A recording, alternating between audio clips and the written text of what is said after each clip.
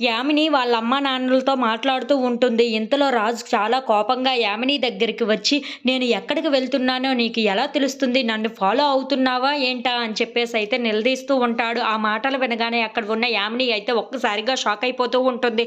ఇంతలో అక్కడ ఉన్న యామిని రాజుని చూసి, "ఏంటి బావ నన్ను అనుమానిస్తున్నావా?" అని చెప్పేసైతే అడుగుతూ ఉంటుంది. ఇంతలో అక్కడ ఉన్న రాజు మాత్రం, "లేదు యామిని, నేను ఎక్కడికి వెళ్తున్నా సరే నువ్వు నన్ను ఫాలో అవుతున్నట్లుగా నాకు అనిపిస్తుంది. అయినా నేను ఎక్కడికి వెళ్తున్నానో నీకు ఎలా తెలుస్తుంది?" అని చెప్పేసైతే అడుగుతూ ఉంటాడు. ఆ మాటలు వినగానే అక్కడ ఉన్న యామిని మాత్రం, "అదేమీ లేదు బావ. నేను నా ఫ్రెండ్‌ని కలవడానికి వెళ్తూ ఉంటే నువ్వు అక్కడ కనిపించావు. అంతేకానీ నేనేమి నిన్ను ఫాలో అవ్వడం లేదు" అని చెప్పేసైతే అంటూ ఉంటుంది. "అయినా బావ నువ్వెక్కడికి వెళ్తున్నావు? అయినా ఆ టైంలో అక్కడ ఉండవలసినంత అవసరం ఏంటి?" అని చెప్పేసైతే అడుగుతూ ఉంటుంది.